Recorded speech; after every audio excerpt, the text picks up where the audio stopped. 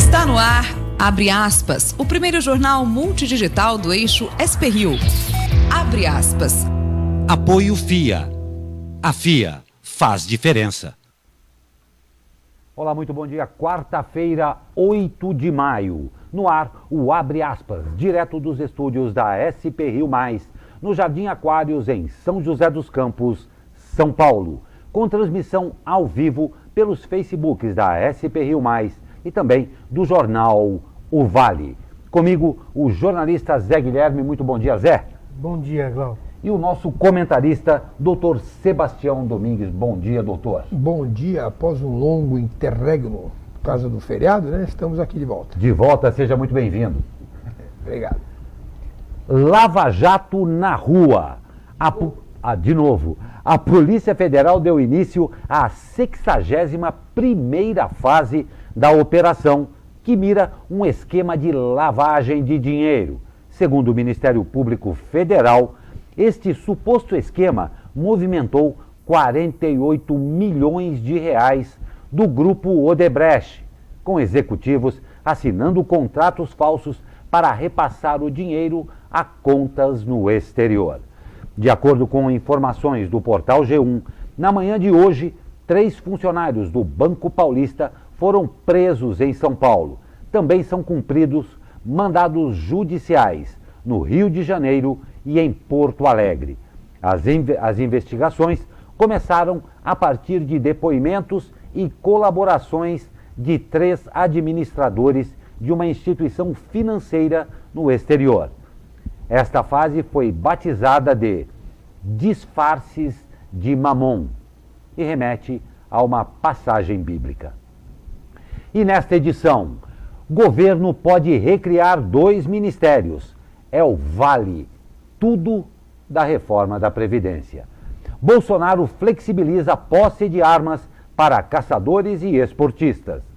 Presente do Dia das Mães. 3.000 detentos do Vale darão sua tradicional saidinha. A PM diz que está de olho. A população fica com medo.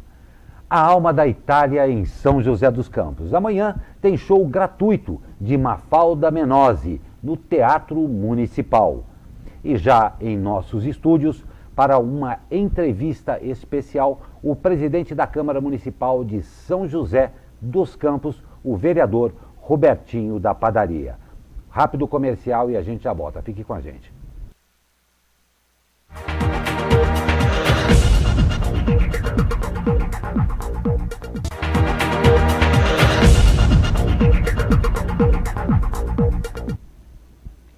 E o governo admite possibilidade de recriação de ministérios.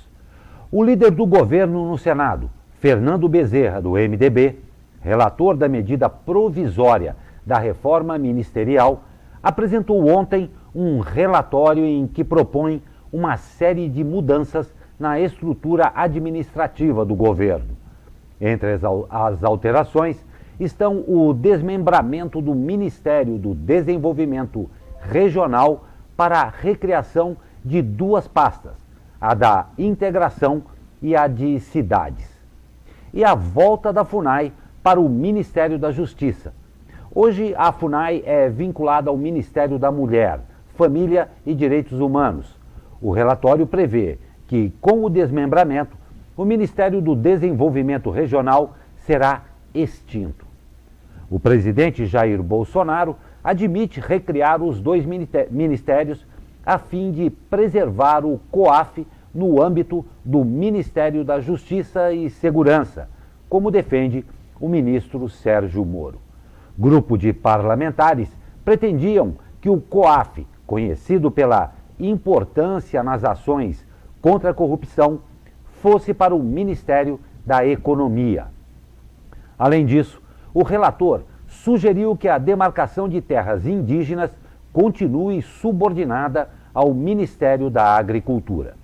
Questionado por jornalistas, Fernando Bezerra negou que a proposta de recriar as pastas seja fruto de uma negociação para manter o COAF no Ministério da Justiça. A reforma ministerial foi assinada pelo governo no primeiro dia de mandato de Jair Bolsonaro. Ela reduziu o número de ministérios de 29 para 22. As mudanças propostas por Fernando Bezerra precisam ser aprovadas pela comissão e depois confirmadas pelos plenários da Câmara e do Senado. O texto precisa ser aprovado pelo Congresso Nacional até o dia 3 de junho. Caso contrário, perderá a validade. Depois da análise do Legislativo, a proposta seguirá para a sanção presidencial. Então, vai ter que criar porque os políticos estão pressionando. Então, vamos por partes, né? A primeira coisa é a seguinte, né? O que me causa espécie é o seguinte: por que os deputados querem tanto ou temem tanto que o COAF vá para o Ministério da Justiça, né? Por que estão preocupados com isso? Porque a Justiça é mais policial, né? O Ministério da Economia é mais administrativo, quer dizer, tem muita gente aí de rabo preso que está preocupado com essa história, né? Segunda... Inclusive os filhos de Bolsonaro. Pois é. A outra questão é o seguinte, quer dizer, essa história de criar ministério, diminuir de ministério, o Felício também aqui, quando assumiu, diminuiu secretarias, é uma coisa que procura causar impacto na população, mas às vezes o tiro sai pela culatra. Por exemplo, aqui em São José mesmo eu sei que efetivamente tem secretarias que estão sobrecarregadas, porque são muitos serviços para uma estrutura só conseguir resolver, e a mesma coisa no federal. Quer dizer, é claro que para mim não tem sentido ter um Ministério da Pesca, né, como tinha, por exemplo. Isso tem que ser junto com o Ministério da Agricultura. Mas o fato, pela descrição da notícia, dá a entender que está sendo criado esses dois ministérios para que o Congresso permita, entre aspas, né, que o COAF vá para o Ministério da Justiça, e havia também um zum que o Moro não aceitaria, ele até pediria demissão caso o COAF não fosse para o Ministério da Justiça, porque na opinião deles faz parte do esquema de conseguir combater a corrupção, né? Ontem, uma reunião que varou à noite, deputados na casa do presidente da Câmara, Rodrigo Maia, quase que afirmaram que o COAF ficará com Paulo Guedes. Com o Ministério da Economia. Vamos ver o que vai acontecer. Agora, o fato concreto também é o seguinte, fica esse zum. O fato é o seguinte, você tem um executivo, esse prefeito, esse governador, esse presidente foi eleito com uma aliança de partidos e apoio de pessoas. O que ele vai fazer para governar? Ele tem que usar essas pessoas que teoricamente pensam como ele para ajudar o governo dele. Então precisa acabar essa história também de ver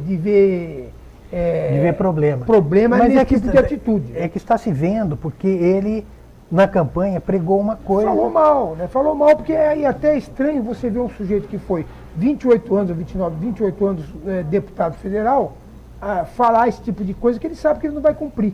O que é errado é, por exemplo, você colocar nos cargos que precisam preenchidos pessoas incompetentes, né? Como a gente já viu na presidência, já viu no governo do Estado e já viu aqui em São José também, pessoas incompetentes que, por indicação de vereador, ocupam cargos que ela não tem competência técnica para ocupar. Isso que não pode. Agora, o partido, o vereador, o deputado participar do governo faz parte da administração, esse tipo de atitude.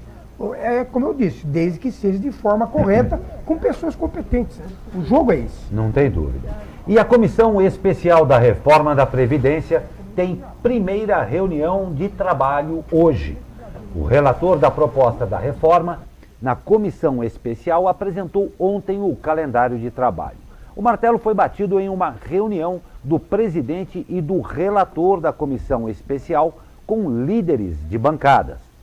O relator Samuel Moreira quer fazer 10 audiências públicas, cada uma discutindo um tema específico, como capitalização, benefício de prestação continuada, mulheres, trabalhadores rurais e categorias com critérios diferenciados. A comissão aprovou 119 requerimentos. Para ouvir especialistas, economistas, representantes de trabalhadores e do funcionalismo, a oposição quer mais audiências nas diferentes capitais do país. E o ministro da Economia, Paulo Guedes, estará presente na comissão hoje. O secretário especial de Previdência Social, Rogério Marinho, também deverá estar presente. Os nomes foram confirmados após uma reunião entre os coordenadores das bancadas partidárias. Para o presidente da comissão, deputado Marcelo Ramos, do PR, a presença do ministro ajudará a nivelar os debates, uma vez que ele é o principal interlocutor do governo em relação a essa matéria. A proposta de emenda à Constituição, que mexe nas regras da aposentadoria, já foi aprovada pela CCJ, onde foram retirados 4 pontos do texto enviado pelo Executivo. Agora, tramita na comissão especial, que terá prazo de até 40 sessões do plenário para discutir e aprovar um parecer. Depois, a matéria precisará ser aprovada em 2 turnos de votação no plenário antes de seguir ao Senado. E o presidente Jair Bolsonaro, ontem, em cerimônia no Palácio do Planalto, assinou o decreto que regulamenta a posse, o porte e a comercialização de armas e munições para caçadores, atiradores esportivos e colecionadores. O decreto também amplia o uso da arma de fogo para moradores de áreas rurais, que até então o uso era permitido apenas na casa sede da propriedade. Com a nova lei, está autorizado o uso em todo o perímetro do terreno. Abre aspas. Eu estou fazendo algo que o povo sempre quis, levando-se em conta o referendo de 2005. O governo federal, naquela época, e os que se sucederam, simplesmente, via decreto, não cumpriram a legislação e extrapolaram a lei, não permitindo que pessoas de bem tivessem mais acesso a armas e munições, disse Bolsonaro em rápida entrevista a jornalistas após a cerimônia. Segundo o Estatuto do Desarmamento, prevê que, para obter uma arma, é preciso ter 25 anos, comprovar capacidade técnica e psicológica para o uso de arma de fogo, não ter antecedentes criminais, nem estar respondendo a inquérito ou a processo criminal. E, claro, ter residência certa e ocupação lícita. O fato concreto é que no mundo todo, todas as estatísticas dizem o seguinte, que parece, acho até que é uma coisa óbvia, que o número de mortes por armas de fogo aumenta diretamente com o número de armas disponíveis na população, né? Pessoalmente, eu acho que a parte da propriedade rural, eu acho que tem que ser mesmo, né? Porque você está mais exposto, não tem policiamento perto, então você está mais vulnerável. E até para se proteger de animais, alguma coisa desse tipo. Mas o problema do Bolsonaro, na minha opinião, é que ele toma muitas atitudes, né? No trânsito ele está fazendo isso, inclusive, baseadas em opiniões dele, né? Sem consultar especialistas. Um outro absurdo que ele está fazendo, que talvez seja mais grave do que essa distribuição das armas, ele já falou textualmente que ele quer eliminar os radares de velocidade das rodovias federais.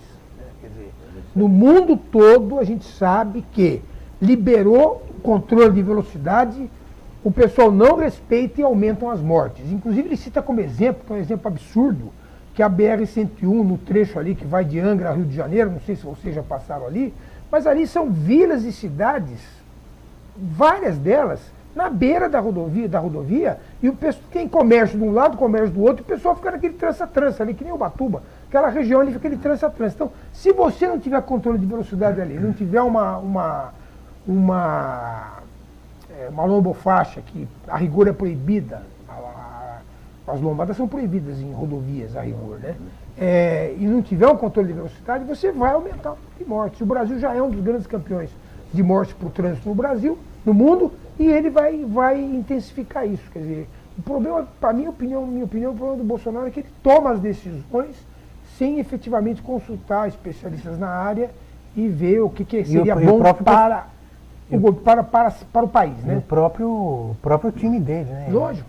Porque o fato concreto é o seguinte, você gosta de radar de velocidade, Glauco? Ninguém gosta. Ninguém gosta. Então claro. o cidadão é contra. Não tem Mas a dúvida. função do governo é olhar pelo que é melhor para a sociedade e não para o indivíduo. E ele age como indivíduo nessas decisões e tinha que agir como presidente da República. Ainda vai ter muita discussão Sim. sobre isso, né? Como continua aqui o ministro da Educação, Abraham Weintraub, negou que tenha havido cortes nas verbas das universidades federais após ser questionado na Comissão de Educação do Senado sobre o anúncio feito na semana passada. De acordo com ele, o que houve foi um contingenciamento. O ministro também disse que pretende dar mais autonomia às universidades, mas que isso não pode ser confundido com o apoio ao que chamou de soberania dessas instituições. E apoiou a entrada da polícia nos campos universitários para combater o uso de drogas. Weintraub afirmou que a educação é prioridade e defendeu a opção de escolha dos pais em ensinar seus filhos em casa, o chamado ensino domiciliar, que não é reconhecido pela Constituição. O comentário do jornalista Zé Guilherme. Eis a questão.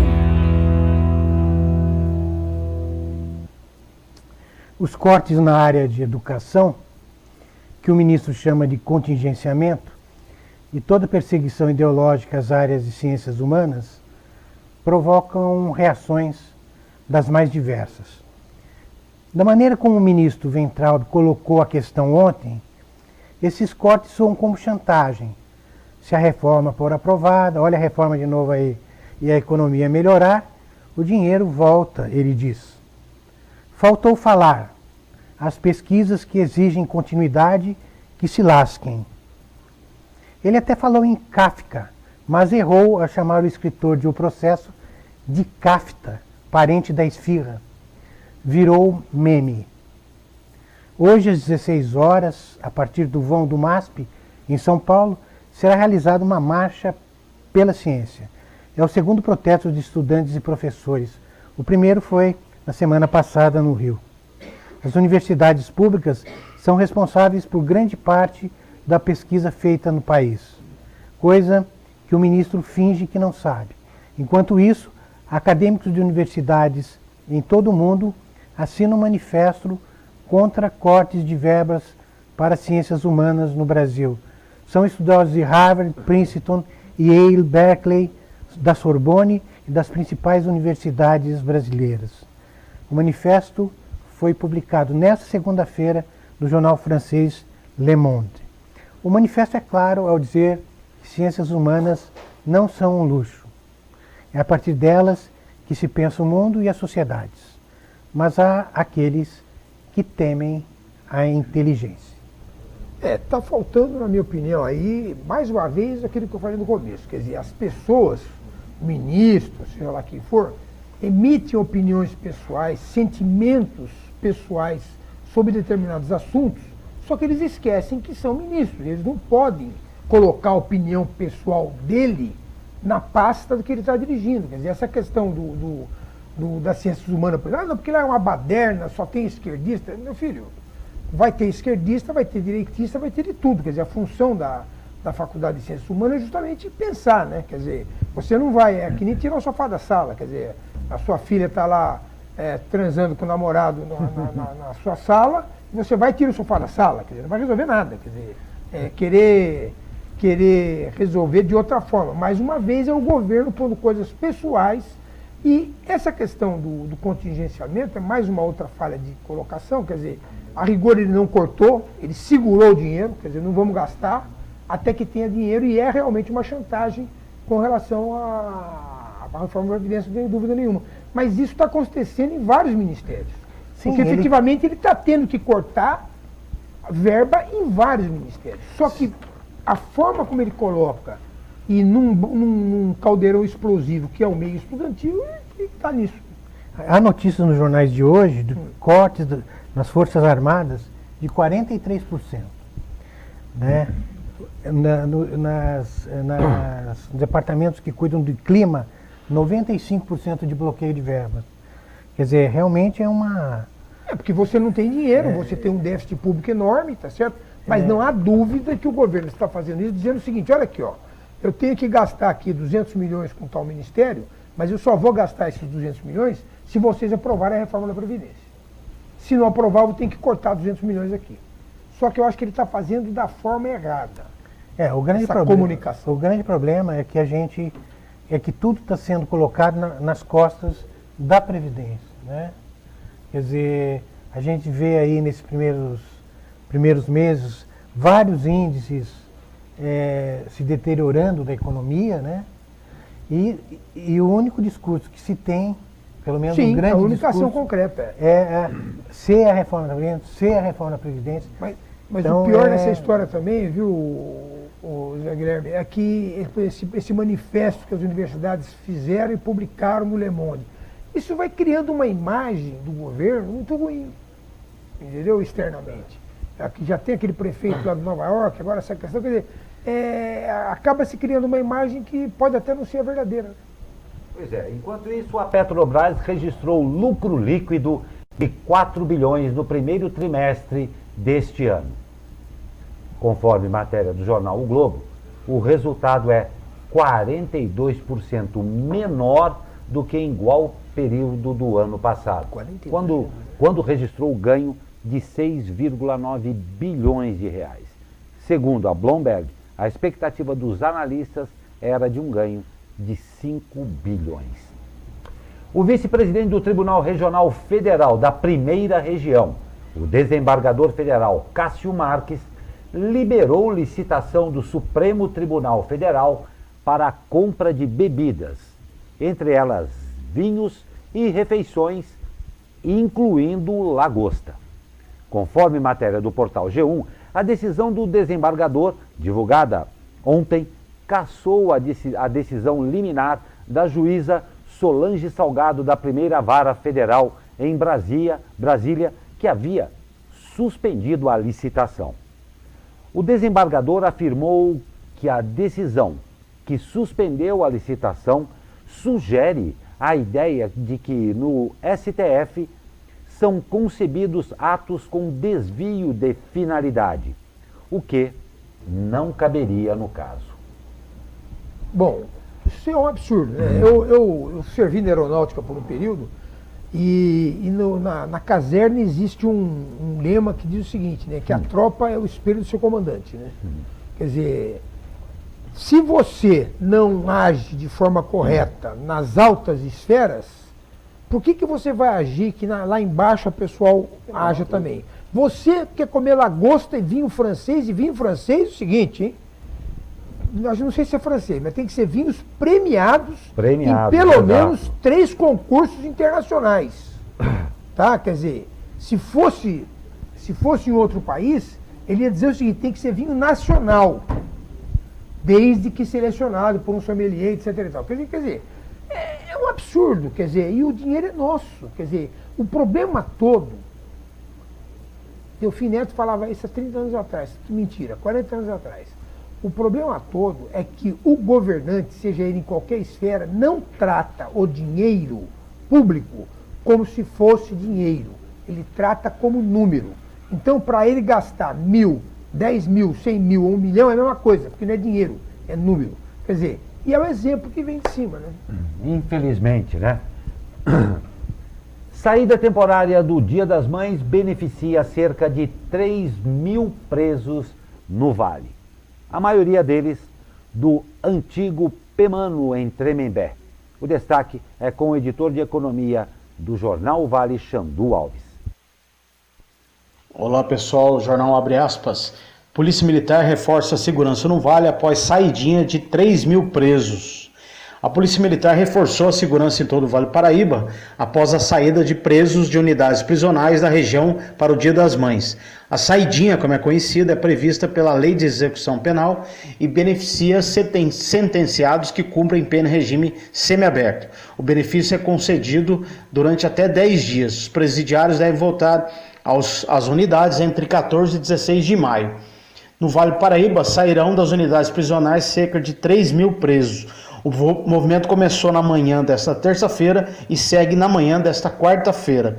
Segundo o coronel José Eduardo Stanelles, comandante da Polícia Militar na região, a segurança foi reforçada nas proximidades dos presídios, nos locais de maior incidência criminal e em outras ações, principalmente em operações especiais. Ouça aí uma entrevista que o coronel concedeu falando deste assunto.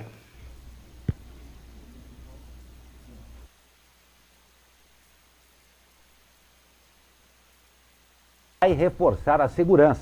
Confira a resposta no áudio enviado pelo comandante da Polícia Militar no Vale, o coronel Stanelles.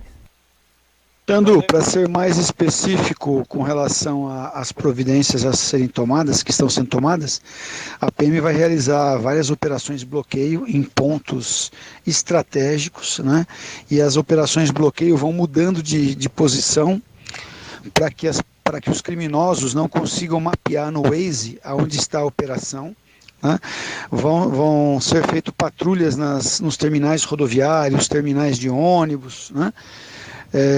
Para verificar presos que estejam descumprindo as medidas da saída e várias ações, né? Nós vamos ter força tática rodando as cidades, o BAEP vai intensificar em várias cidades mais críticas também.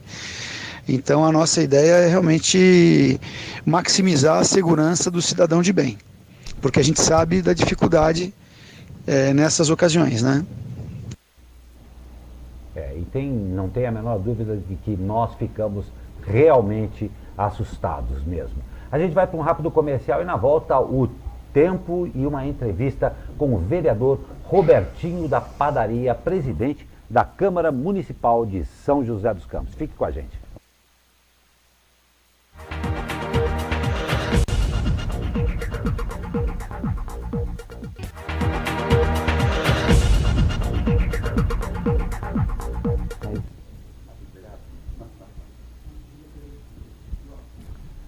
E a gente volta, claro, com o tempo. E hoje com Judite Rodrigues. Bom dia, Judite.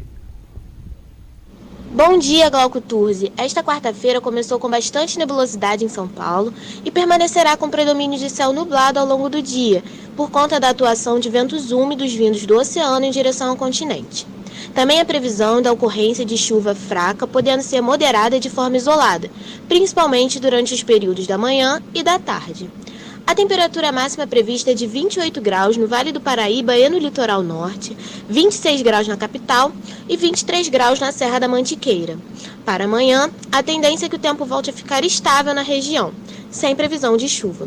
Judite Rodrigues, da Sala de Operações do Tempo Vale, para o jornal Abre Aspas. Muito obrigado, seja bem-vinda, Judite Rodrigues. Um grande abraço a todo mundo também do Tempo Vale. E a Câmara de Jacareí vota em empréstimo de 5 milhões para a COI.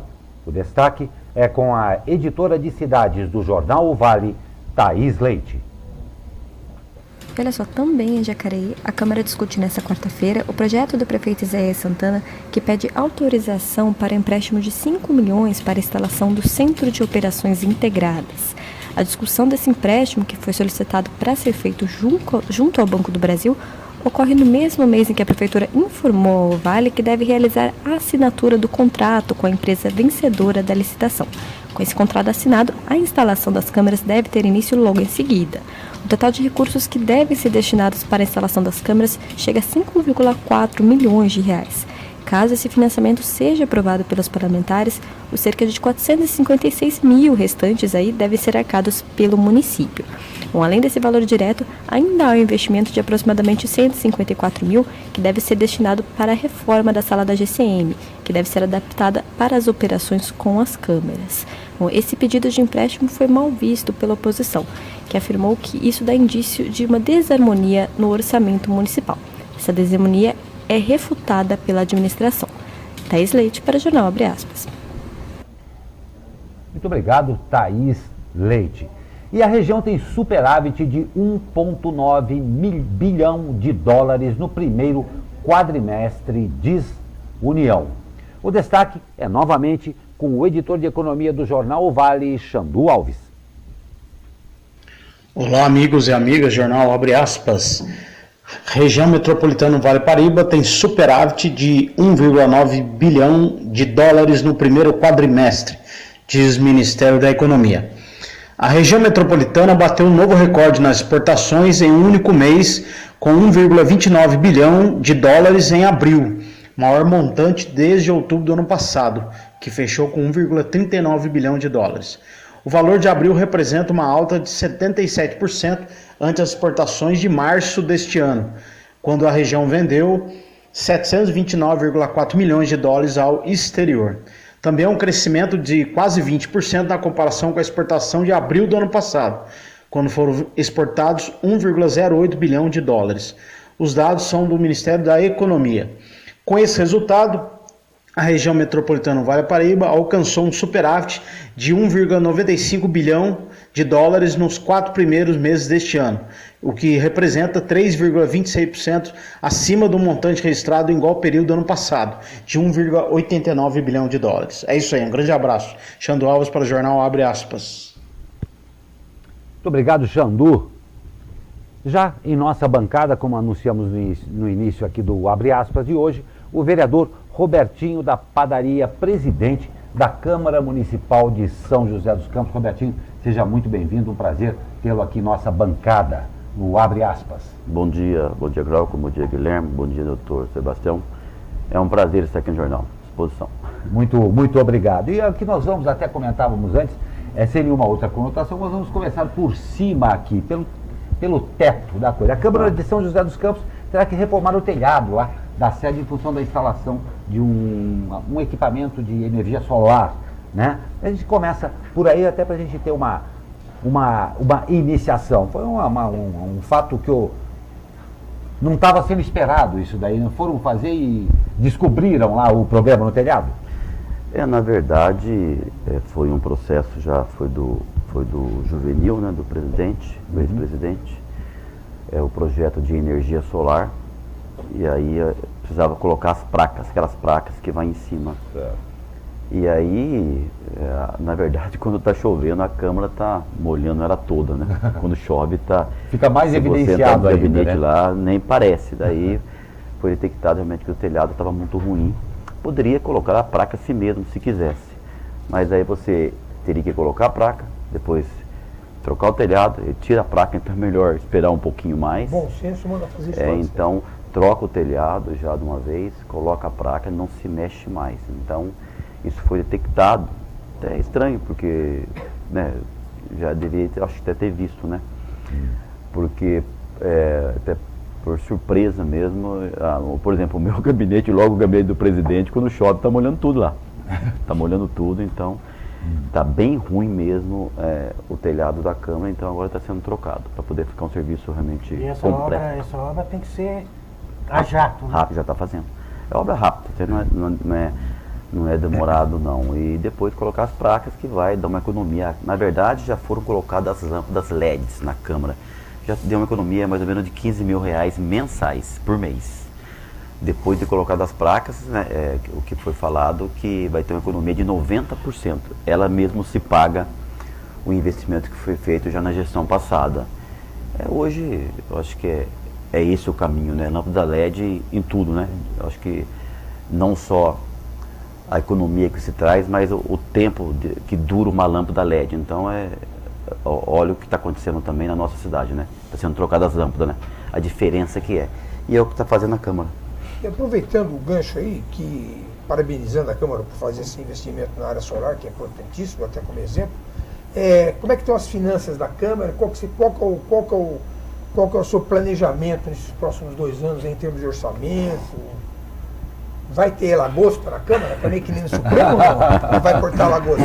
A Câmara, né, eu até costumo fazer uma comparação, né? Eu fiquei muito tempo ajudando o esporte da cidade, como no São José, né, com a dificuldade danada, e presidente. Aprendeu, né? E depois agora presidente da Câmara. Uma diferença muito grande. A Câmara, né, lógico, é muito diferente. Nós estamos falando de dinheiro público, né? Mas quando fala Câmara, dinheiro é da prefeitura, né? Que você devolve um dinheiro que na verdade é da prefeitura mesmo, é do município. Então a Câmara não tem esse problema. O orçamento da Câmara é um orçamento de 52 milhões, né? Então não tem esse problema de questão de orçamento. Lógico, tem que saber do que de fato investir. Eu acho que você tem que fazer coisas boas. Eu falei aqui o ano passado, quando eu estava até ainda em campanha para candidato a presidente da Câmara, o que eu pretendia fazer, o tempo que a gente está ali na casa e vai detectando as necessidades que precisa ser feita. Nós temos hoje uma casa boa, né? Eu diria até, acho que uma das melhores do estado, né? Foi feita uma Câmara realmente muito boa.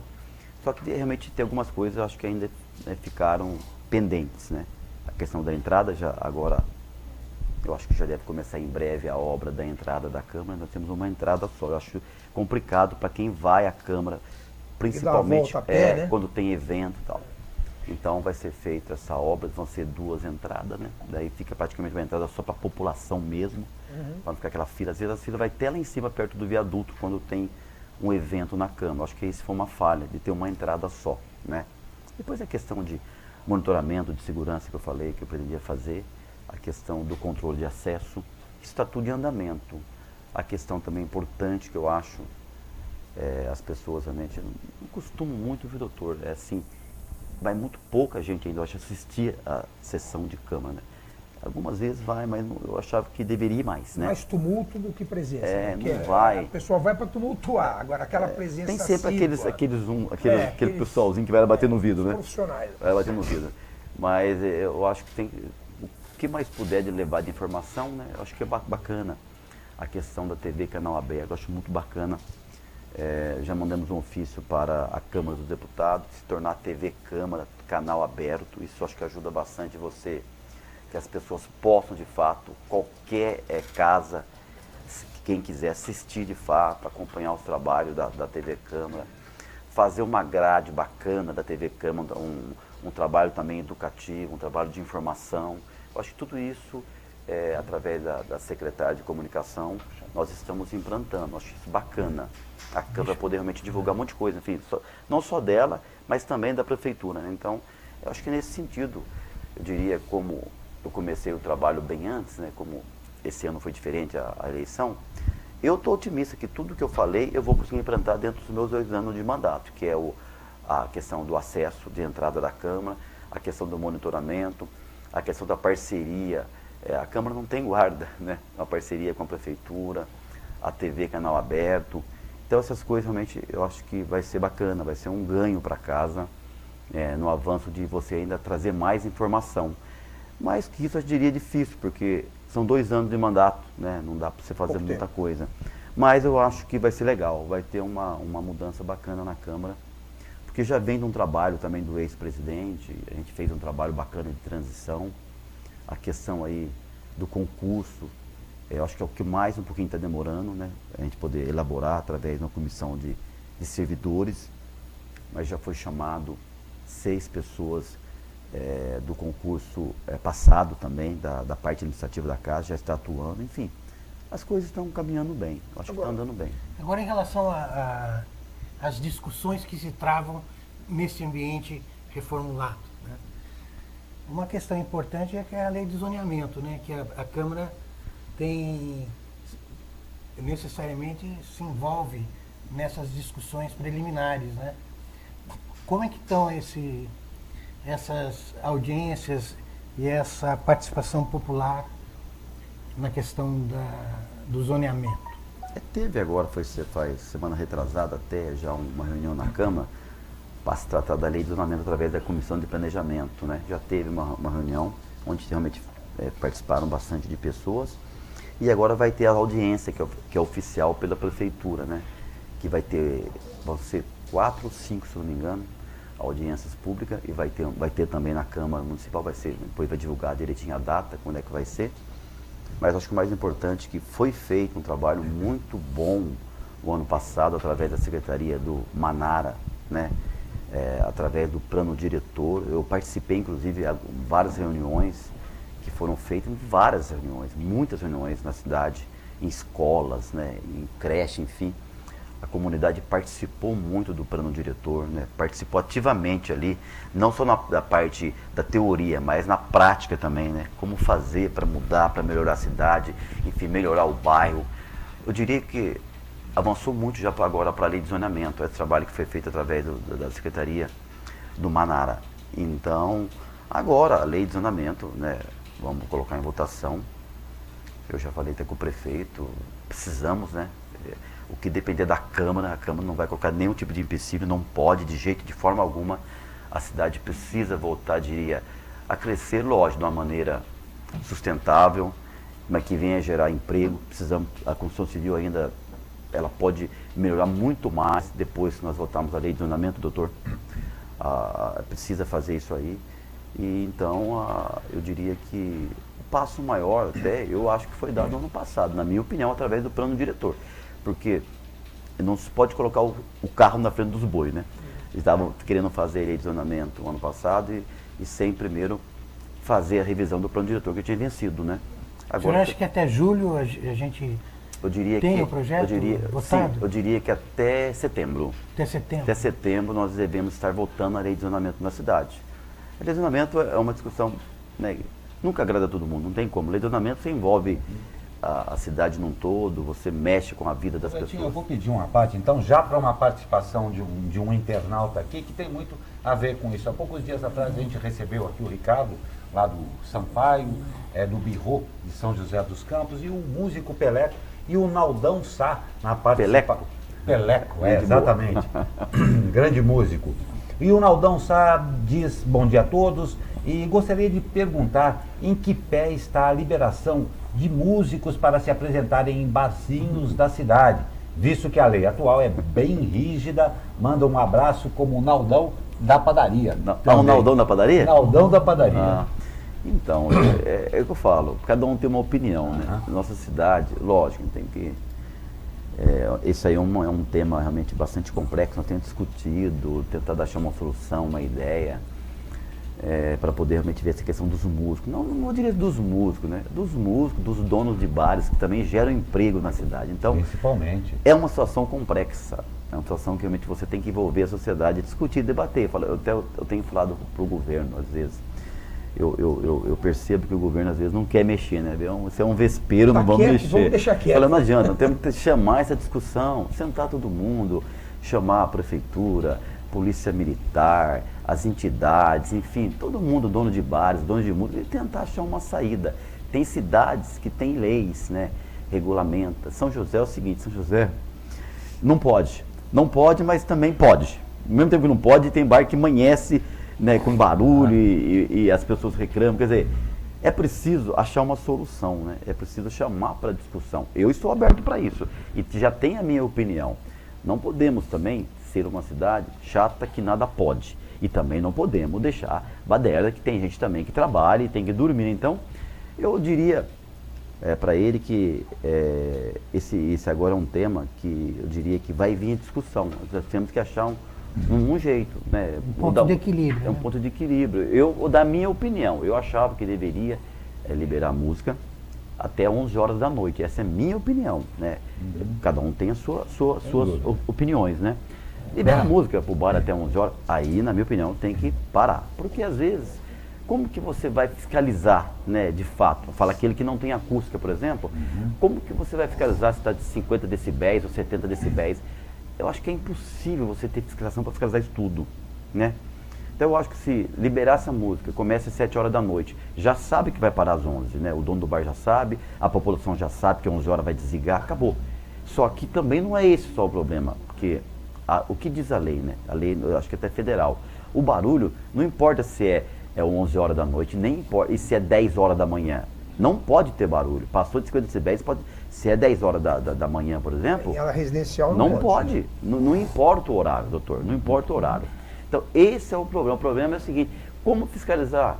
Né? Tem várias igrejas, por exemplo, que nós temos reclamação de barulho. Igreja.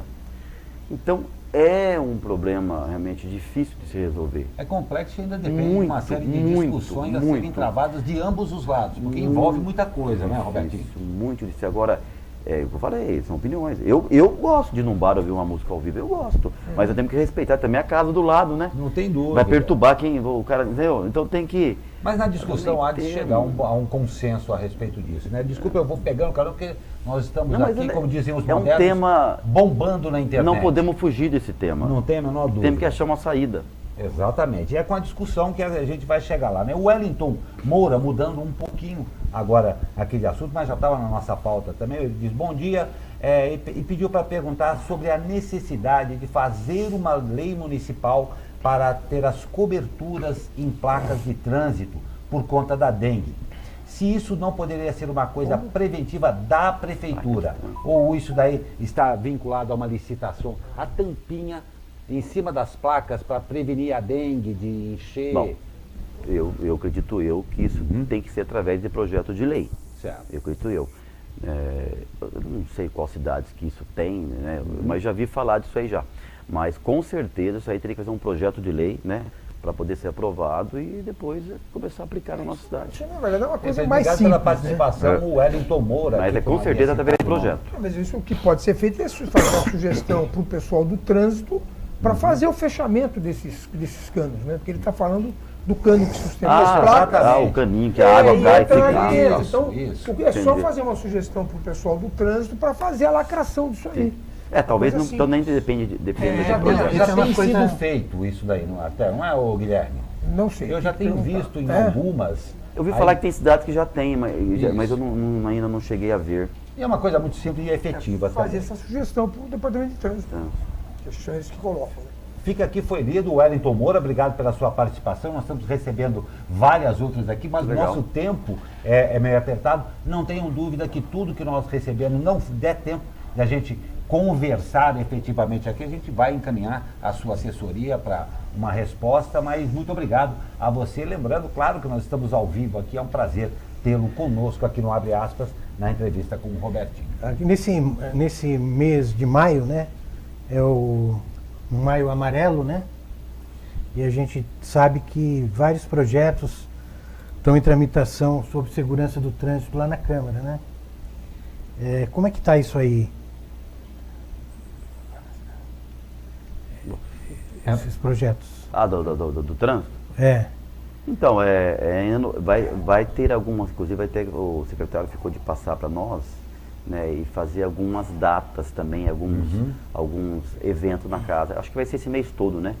Ele ficou de passar para nós, agora devemos discutir agora, inclusive amanhã na reunião da bancada, algumas ações, né, que vão ser feitas, que já foi divulgada a questão aí, até o prefeito tem divulgado bastante a questão aí das faixas, respeito às faixas, enfim, a questão da conscientização, né, que tem cidades que funcionam bem melhor que São José, né, dá um exemplo litoral, né, lá o pessoal respeita muito a faixa, aqui não, né, aqui... Mas já tem melhorado, vocês não acham que tem melhorado já melhorou bastante, já melhorado, mas precisa melhorar mais. Muito, então é um trabalho mais de conscientização mesmo, e eu acho que está informando a população, passando, trabalho em escola. O doutor Sebastião estava comentando que aqui o trânsito aqui na rotatória da Ponte Estaiada, que tem gerado uma lentidão e tal, e que os motoristas estão tolerantes, não estão... Não está aquela história, não está a história buzinando, o pessoal dá passagem, quer dizer, parece que está havendo uma conscientização. Eu passo ali, acho que umas 5 vezes por dia de lugar ali. Às vezes eu dou quando procuro, tento evitar, mas quando não tem jeito, geralmente uns 5 minutos parado ali. Isso aí, só que a gente não 5 minutos parado. Mas não tem jeito para melhorar. Vai melhorar, né? Não. Para melhorar, às vezes tem que causar um pouco de tumulto, não tem como, né? Mas vai ficar bom. Uma pergunta mudando de pato para ganso aqui. Deixa eu só falar também do meu Facebook também. Alguém quiser realmente fazer algum contato, é o vereador Robertinho da Padaria, tá? Vereador Robertinho da Padaria, é o meu Facebook também, quiser, né, às vezes as pessoas estão nos assistindo, pergunta direta, pode ficar à vontade, através do meu Facebook, vereador Robertinho da Padaria. Presidente, e a eleição do ano que vem? Como é que o senhor vê? Eu vou chamar o senhor de um político tradicional.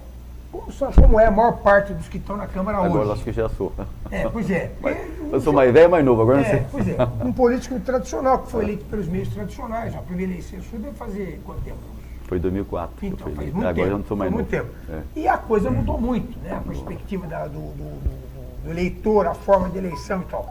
Como é que o senhor está vendo a eleição para vereador o ano que vem? O que o senhor está sentindo? O que o senhor acha que vai acontecer? Eu não sabe nada. Você sabe que você fez uma pergunta muito interessante. Eu falei isso na minha assessoria. Como é que vai ser a eleição para vereador o ano que vem? A gente já está há tempo na política Então, uma incógnita.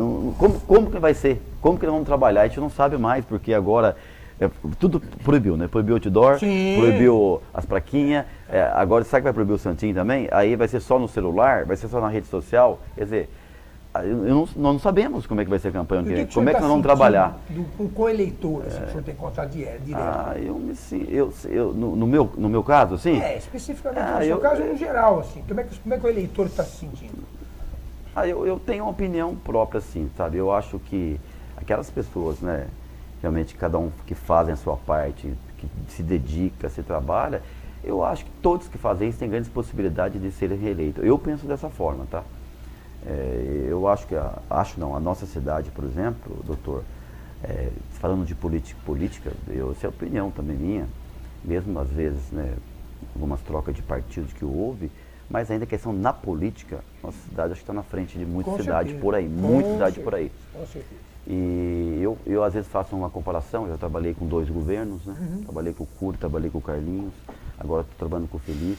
Há uma diferença realmente bastante grande, às vezes eu prefiro guardar para mim, mas há uma diferença muito grande, respeito todos, mas diria que nossa cidade hoje está bem, está bem. E eu acho que a Câmara de Vereadores também faz um bom trabalho, os vereadores fazem um bom trabalho, independente de partido, eles fazem um bom trabalho. E eu acho que, eu acredito que a maioria, eu acho que mesmo tendo, é normal se as pessoas votarem em pessoas novas, renovar, é normal, e sempre vai ter algumas mudanças, né?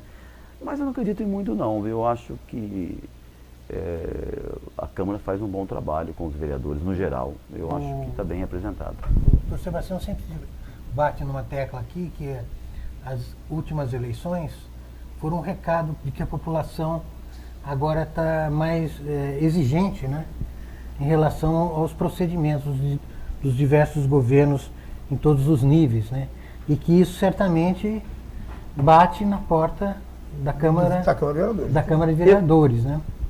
Eu acho que não.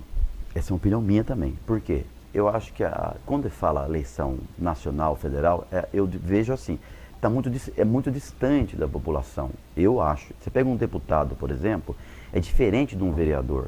Eu, por exemplo, tenho meu contato com a minha população diariamente, no bairro, o tempo que eu vou, eu continuo.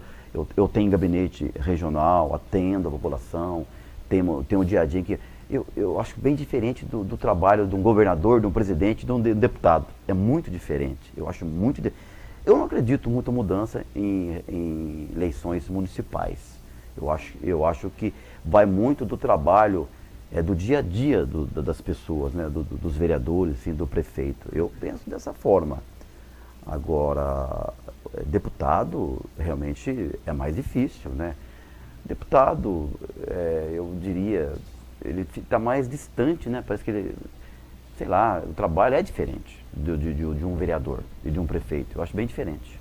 Agora, a população em geral, né, em todos os níveis, ela está clamando. Por exemplo, eu não vou discutir valores, mas qualquer que seja o salário do vereador, a população vai dizer que ganha muito. Concorda comigo?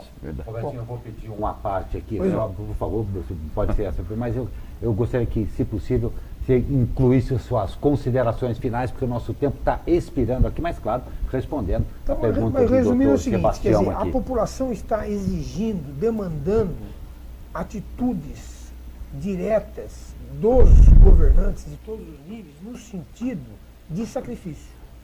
Porque a população foi sacrificada nesses anos todos com todo esse problema econômico. E aí vem a minha sugestão, que eu inclusive já dei essa sugestão para o Juvenil, que se a Câmara, para mudar um pouco a imagem dela, ela teria que apresentar, por exemplo, um plano de diminuição de gastos. Por quê? Uma coisa é o Juvenil dizer, como já disse, que ele devolveu tantos milhões para a Prefeitura porque não gastou. Isso é uma forma que está correta, é positiva. Mas outra coisa é você lançar um plano de redução de gastos. Por exemplo, com energia solar, você vai reduzir gastos. Você está gastando agora um plano, vamos supor, em 5 anos, de reduzir os gastos com a Câmara Municipal, por exemplo, em 50%. Você diminui 10% ao ano, porque isso é uma resposta direta ao que a população anseia e evita a entrada de oportunistas na eleição. Porque os oportunistas vão muito por esse sentimento que muitas vezes é injusto, né?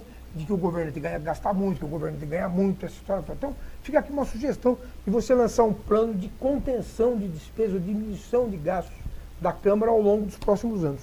Sim, eu até diria que esses 2 anos agora passado, a Câmara, ela fez uma diminuição de gasto enorme, doutor. Ela devolveu, além dos 12 milhões, foram demitidos, acho que se não me engano, um total de 70 cargos da Câmara. Eu peguei, por exemplo, a Câmara, diria desfalcada de funcionários. A Câmara hoje municipal está desfalcada de funcionários. Bastante de funcionários foram mandados embora através de pedido do Tribunal de Contas, né? E já foi reduzido o gasto pra caramba. Agora é enxugar no que puder. Agora tem algumas repartições realmente que eu vou ter que de repente chamar do concurso velho, né? Foi chamado 6, porque senão a casa também não anda, né? Está encerrando.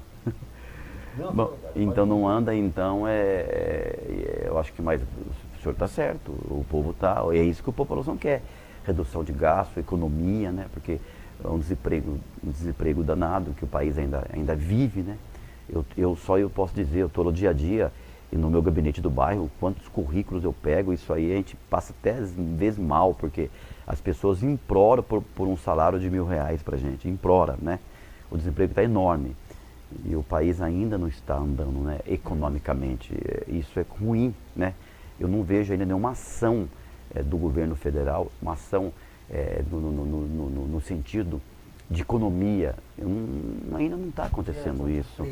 Não está acontecendo isso. Acho que a eleição acabou, passou, bacana, já foi eleito o presidente, joia.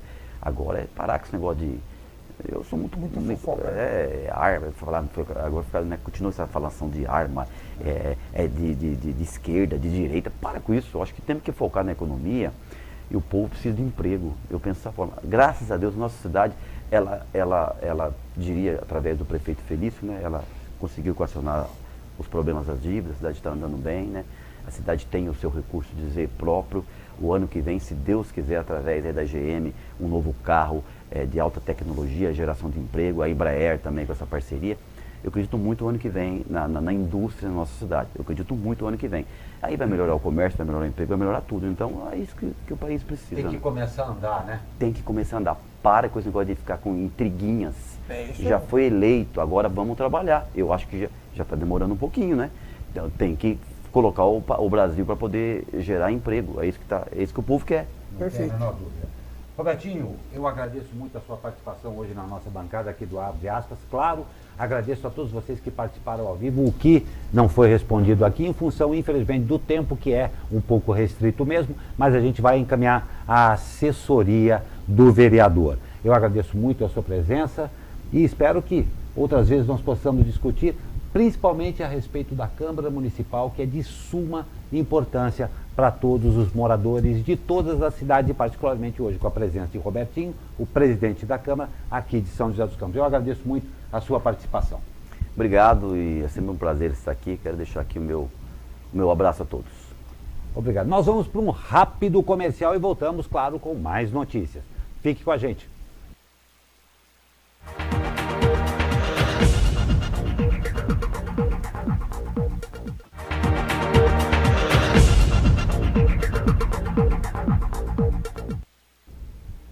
Esse é o Abre Aspas desta quarta-feira e você sabe que a São Paulo Rio tem uma grande parceria com o jornal O Vale e nós contamos o que tem enriquecido muito aqui o jornal com os boletins dos repórteres e editores especiais do jornal O Vale. Essa parceria muito interessante mesmo e a gente continua exatamente com isso. Para o prefeito Isaías Santana, o caso da Oca em Jacareí partiu do PT. Você confere a matéria com a repórter Thaís Leite. Olá, muito bom dia a todos que nos acompanham. E olha só, em Jacareí, após uma liminar que determinou o embargo do prédio que abrigou a fábrica de móveis Oca, o prefeito Isaías Santana afirmou que essa ação partiu de uma denúncia de um militante do PT, do Partido dos Trabalhadores. De acordo com o prefeito, há um grupo composto por militantes do PT em um aplicativo de mensagens que articula ações como essa que foi ocorrida no caso da Oca.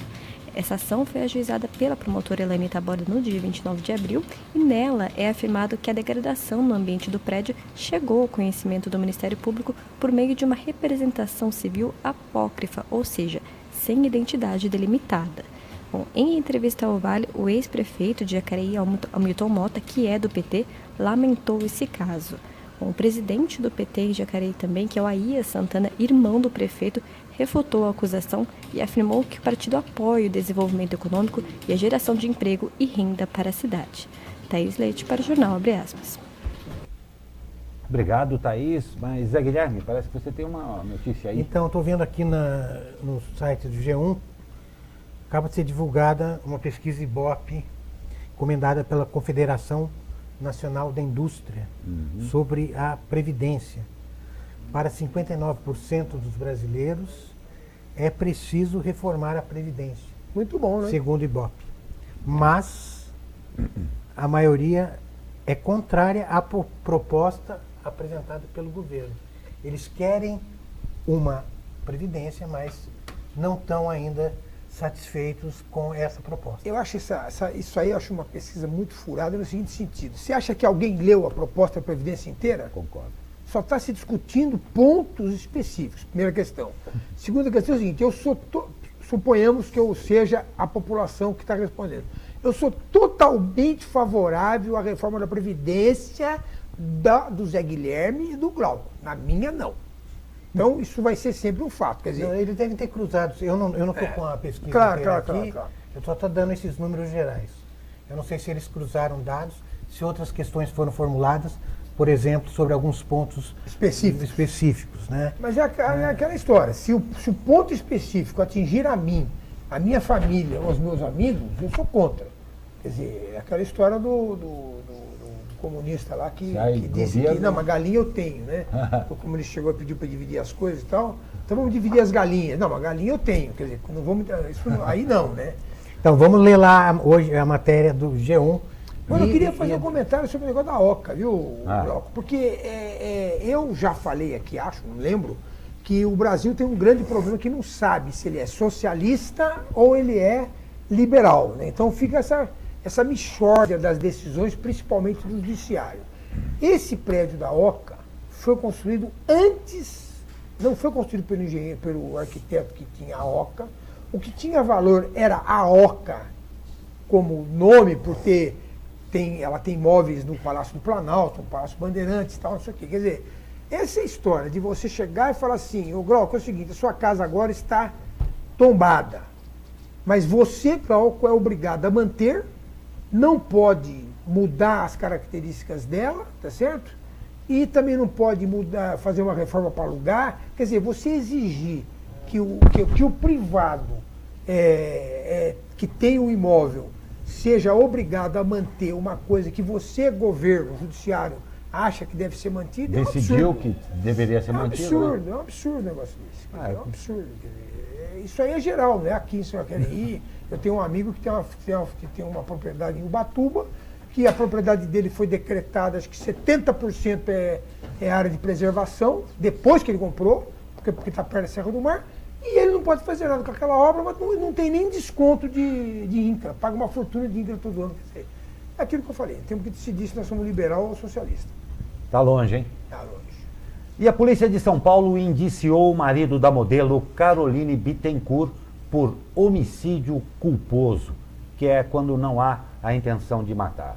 Conforme matéria do portal G1, o delegado responsável pelo caso decidiu indiciar o empresário depois de ouvir uma troca de áudios dele com o dono da marina onde ficava o barco do casal. A polícia não vê de outra forma. É uma tragédia, mas é uma tragédia que também traz responsabilidades criminais, disse o delegado Vanderlei Pagliarini. E que provavelmente poderia ser evitado. Na verdade, aí faltou informar aí nessa notícia que o pessoal da Marina avisou do mau tempo. Mais de uma vez, né? Inclusive, e ainda sugeriu a ele para ele encostar o barco, esperar na ilha e não atravessar o canal. É a mesma coisa que você está dirigindo um carro, né? Você está dirigindo um carro, a velocidade máxima é 80, você está a 100 por hora, provoca um acidente e o acompanhante seu morre. Você vai ser indiciado por homicídio culposo, ou seja, houve uma morte, você pode ser responsabilizado pela morte, mas sem intenção de matar, quer dizer, não é um assassinato, mas ele vai ter que responder e está correto. Não tem dúvida. E atenção, você que é o usuário do aplicativo Uber. Os motoristas do aplicativo de transporte irão fazer uma greve hoje em todo o Brasil. A intenção da greve é chamar a atenção para que o motorista passe a ganhar mais em meio à abertura de capital da Uber na Bolsa de Valores.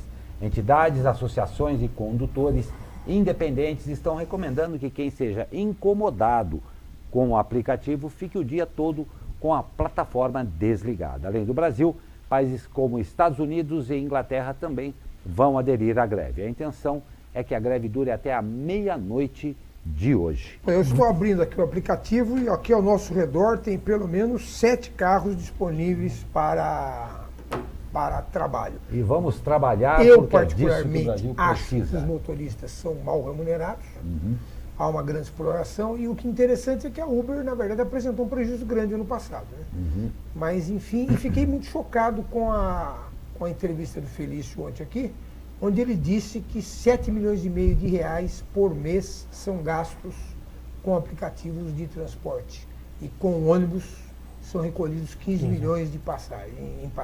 Quer dizer, mostra que é uma força economicamente ativa. Né? Não tem dúvida. E olha, notícia para você. Devido à execução de obra de capa asfáltica, a rotatória do Colinas, na região oeste de São José dos Campos, será interditada hoje, veja bem, hoje, a partir das 20 horas. Tá Totalmente bom? interditada. Oi? Não falo o sentido, vai ser tudo interditado. No sentido centro. Sentido certo. Estava na continuidade Pô, aqui, desculpa, continuando. desculpa. O bloqueio será somente no sentido centro. Perfeito. E estará previsto para durar até às 5 horas da manhã de quinta-feira, tá? Ou seja, amanhã. Então, repetindo aqui, o sentido centro, bloqueio será somente no sentido centro, das 20 horas de hoje até às 5 horas de amanhã. Você sabe já que você que é da região aqui, já está acostumado, sabe que tem um pouco de problema, então já se planeja, porque vai ter essa parada aí. As intervenções fazem parte da obra do Arco da Inovação, a ponte estaiada, que irá ligar a Avenida São João a Cassiano Ricardo. As fundações estão na fase de conclusão e foi iniciada a construção dos pilares, que já podem ser até visualizados através da montagem das armações. Tá? O prefeito falou ontem que já tem parte do arco subindo. Então aí, você Como é tudo pré-moldado, vai ser uma obra assim, eles vão construir os pilares, aí no dia seguinte Aí é rápido. o cara vem com as estruturas todas e monta. Quer dizer, não deve ser tão rápido porque tem que esticar os cabos e tal, um trabalho bonito. Legal, mas vai ter muito fotógrafo fazendo um trabalho bem legal que vai deixar lá, fazendo durante o tempo e depois vai se montar a ponte legal, vai ficar bem bacana. E vamos ao esporte, mais 3 pontos para conta. O São José Futsal venceu o Guarujá por 3-1 na noite de ontem no Tênis Clube em São José dos Campos. Banana, 2 vezes, e Gustavinho marcaram para o time da região. Vinícius descontou para os visitantes. A equipe da região volta à ação no dia 17, quando visita o Blumenau de Santa Catarina pela Liga Nacional. E os jogos de hoje? Para se garantir entre as primeiras, as meninas do São José visitam hoje, às 20 horas, o Kinderman de Santa Catarina, em Florianópolis, pela 8ª rodada da primeira fase do Campeonato Brasileiro. As joseenses estão em 8º lugar na classificação geral, a última posição entre os que se classificam para a segunda fase com 9 pontos. E para encerrar a primeira fase com estilo, as taubatianas visitam o Aliança de Goiás hoje às 17 horas no Estádio Olímpico Pedro Ludovico, em Goiânia. Um empate garante a equipe do Vale do Paraíba na liderança do Grupo 5, na competição nacional. Até o momento, a equipe de Taubaté não perdeu na competição. Foram 4 jogos e 4 vitórias. Boa sorte aí às meninas da região, tá? E olha que dica bacana. A cantora e compositora italiana Mafalda Minozzi será atração no Teatro Municipal de São José dos Campos. Reconhecida como embaixatriz da música italiana no Brasil, Mafalda se apresenta amanhã, quinta-feira, às 19 horas. O show Retratos em Bossa e Jazz faz parte do projeto A Caminho do Interior, Encontro com a Alma Italiana em São Paulo, promovido pelo Consulado Geral da Itália na capital paulista. Os ingressos são gratuitos e podem ser reservados pelo site da Fundação Cultural. Muito legal, um programa realmente imperdível para quem gosta. E o secretário de Cultura e Economia Criativa do Estado de São Paulo, Sérgio Saleitão, disse que o Museu da Língua Portuguesa deve ser reaberto no primeiro semestre de 2020 e que a data exata para a reabertura será anunciada em outubro deste ano. O museu está fechado para a reconstrução desde que foi atingido por um incêndio em dezembro de 2015. Abre aspas. Pudemos constatar que as obras estão no ritmo certo, no cronograma, e serão concluídas no prazo que é 31 de outubro deste ano. Uma vez concluídas, temos um prazo estimado de 6 meses para a implantação do museu, com todo o revestimento, equipamentos e materiais expostos, disse o secretário. É uma boa notícia, né? Conhece o museu, Zé? Sim. Muito bonito, né? Vale uma visita que vale a pena. Na verdade, uma coisa que nós não fazemos, né? Eu tive a oportunidade de fazer uma vez, é ir a São Paulo como turista, né? Porque a gente vai a trabalho, vai visitar amigos, vai no cinema, mas não vai como turista. Ah, eu já fui várias vezes como. Você morou lá também? Morei né? lá, né? Mas tem que ter essa visão de turista na cidade, que é uma cidade muito bonita. Ok, então eu vou pedir para terminar um pouquinho diferente o nosso arremate costumeiro do jornal. E hoje é dia aí, 8 de maio. 8 de maio. Hoje, aniversário da nossa colunista aqui, que faz a nossa coluna da agenda do final de semana, a Gabi Barreto, que faz aniversário hoje, programada uma enorme festa, infelizmente não regada a vinhos premiados e lagosta, mas saiba que com todo o nosso carinho aqui, um feliz aniversário para você, Gabi Barreto, e a gente te espera na sexta-feira com essa agenda do final de semana. A você que nos acompanhou na edição de hoje, meu muito obrigado e até amanhã com mais um Abre Aspas.